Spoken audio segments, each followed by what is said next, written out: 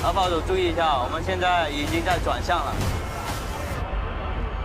驾前油门1100，1号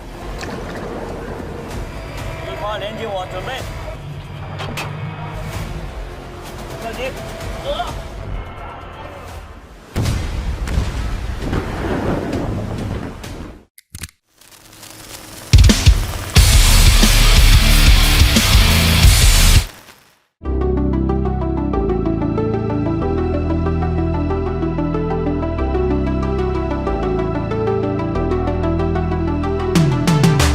Amphibious Armored Vehicles adalah kendaraan semu militer yang digunakan untuk merebut wilayah tumpuan pantai atau mendaratkan pasukan di pantai musuh.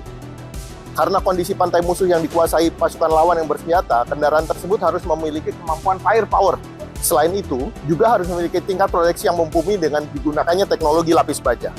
Selain proteksi dan firepower, yang tidak kalah krusial adalah kendaraan tersebut harus memiliki kemampuan amfibi yang mumpuni, yaitu harus mampu bergerak, berenang sendiri di air secara aman, dari kapal penyerbuan atau LST yang jaraknya sejauh minimal 30 km, yaitu jarak aman di mana kapal pendarat akan terhindar dari tembakan artileri pertahanan pantai musuh. Memang banyak jenis rampur yang memiliki kemampuan mengambang atau amfibi. Namun, mayoritas rampur yang ada di dunia hanya memiliki kemampuan amfibi untuk menyerbangi sungai atau danau yang berair tenang. Sedangkan, tidak banyak yang rampur yang memiliki kemampuan amfibi untuk operasi laut, di mana dalam proses laut, kemampuan berenang rampur harus didukung dengan kecepatan laut yang mumpuni, minimal 10 km per jam. Sebagai antisipasi keamanan menghadapi ombak balik laut yang kencang, sehingga idealnya operasi laut amfibi harus dilengkapi dengan propulsi air yang menggunakan teknologi water jet, bukan hanya propeller semata. Konsep Expeditionary Fighting Vehicles, yaitu kendaraan serbu amfibi pendarat pasukan yang memiliki kemampuan jelajah air yang mumpuni, itu memang pertama kali diprakarsai oleh US Marine pada awal-awal dekade 90-an.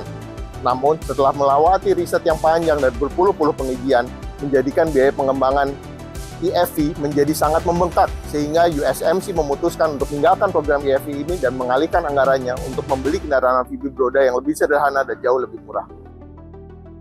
Bisa dikatakan, Cina sekarang satu-satunya pemilik teknologi EFV tersebut. Tipe 05 Amphibious Armored Vehicle Cina memiliki kecepatan air sampai dengan 30 km per jam, hal yang tidak dimiliki rampur amfibi lain di dunia. Sepeninggalan program EFV dari US Marine, hanya memiliki EFV seri 7, teknologi tahun 70-an yang dalam waktu dekat berangsur-angsur akan dipensiunkan. Yang kecepatan maksimalnya hanya kisaran 13 km per jam. Beberapa negara barat berusaha menciptakan kendaraan serbu amfibi modern pengganti EAV-7. Namun belum ada yang berhasil masuk ke dalam tahap produksi penuh. Contohnya Zaha dari FNZ Turki, water speed-nya hanya 11 km per jam. Dan Japan Future Amphibious Vehicle dari Mitsubishi yang sampai saat ini hanya sampai pada tahap prototype.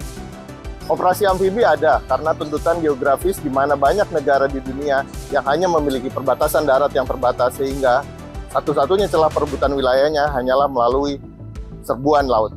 Contohnya, konflik Cina versus Taiwan. Letak geografis Taiwan yang berada di Pulau Formosa menjadikan angkatan bersenjata Cina terus membangun dan memodernisasi kemampuan operasi amfibinya untuk mempersiapkan jika suatu saat nanti harus merebut kembali Taiwan dengan operasi militer.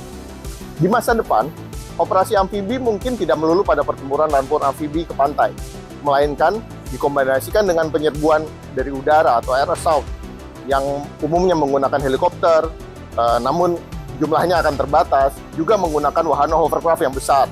Namun, hovercraft memiliki kerawanan menjadi sasaran tempur tembakan musuh. Hal ini menjadikan serbuan pendaratan amfibi menggunakan rampur amfibi lapis baja masih menjadi alternatif operasi yang menjadi andalan. Indonesia, dengan kondisi geografis sebagai negara kepulauan, telah membuktikan bahwa operasi amfibi merupakan salah satu operasi militer yang sangat efektif untuk dilakukan di negeri ini. Korps Marinir Angkatan Laut yang merupakan unit TNI yang sejak pendiriannya dikhususkan untuk melakukan operasi amfibi militer, telah hadir di berbagai pelajaran pertempuran di negeri ini, bahkan sebelum Republik ini berdiri. Saat ini, Korps Marinir TNI AL dilengkapi dengan teknologi rampur amfibi dari Amerika Serikat, yaitu LVTP-7, dan dari Rusia, yaitu BMP-3F. Namun jumlahnya sangat terbatas. Tipe 005 Amphibious Armored Vehicle dari Norinco, Cina, dapat menjadi alternatif teknologi amphibious armored vehicle yang mungkin cocok untuk dicoba oleh Kopmarin Indonesia. Mengingat doktrin serbuan amfibi Cina masih mirip dengan Indonesia. Yang harus diperhatikan dalam pembelian alutsista Cina supaya tidak menjadi kendala di kemudian hari adalah perihal kesesuaian logistik dan permasalahan quality control yang merupakan masalah tradisional produk militer buatan Cina.